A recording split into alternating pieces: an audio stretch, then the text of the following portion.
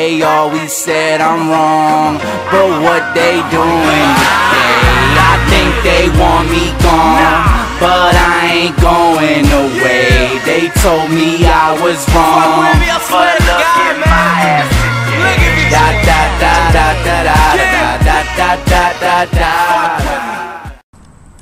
Hello, what's up everybody on the Real Sports Talk? What's good on the internet?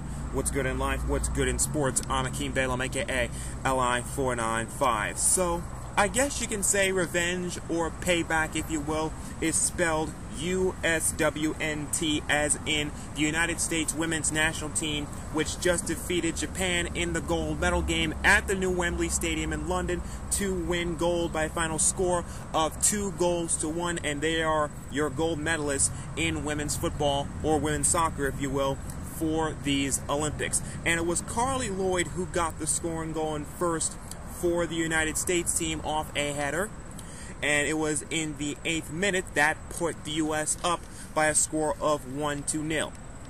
And after that, Japan really started applying pressure. They started getting good looks. The United States' defense started looking out of sync. They started looking out of whack. They started looking all over the place. They caught them napping a few times. They got good looks at the goal, and it looked like that with all the pressure that they were converting, that they were poised to tie the game up or even perhaps take the lead. But luckily that didn't happen, at least in that first half. But really, with all the pressure that they were applying, even though Japan made some pretty bad mistakes as well, you know, they almost had an own goal that almost made it 2-0, courtesy of Azusha Iwashimitsu. She almost had an own goal that almost made it 2-0. But you know, with all the pressure that Japan was applying, it looked like that they were poised and ready to take the lead, or at least tie the game up in that first half.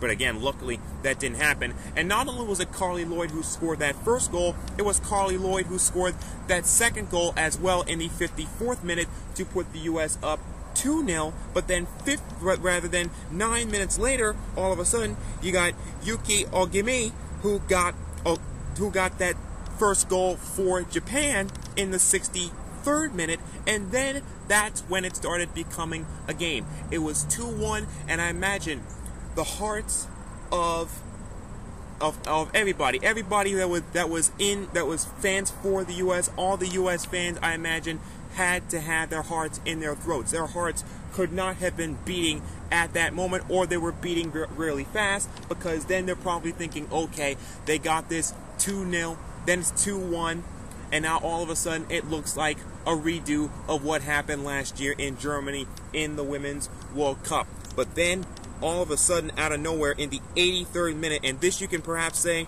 was the play of the game, Asuna Tanaka blocked by Hope Solo in the 83rd minute, once again showing why she is indeed the world's #1 goalkeeper, and that saved it for the United States. They looked poised to tie it, but Hope Solo to the rescue as she came through with that huge save in the 83rd minute. So that's what kept it 2-1, and that turned out to be the final score, as indeed the United States' women's national soccer team has indeed won a gold medal at New Wembley to make up for indeed what happened at last year's World Cup. So now that I'm done looking at the game, you know, also, you know, if I'm going to look at the game for what it was worth, in that first half, you want to talk about some controversial calls, and you can say that there were some controversial calls that happened throughout this tournament and some bad calls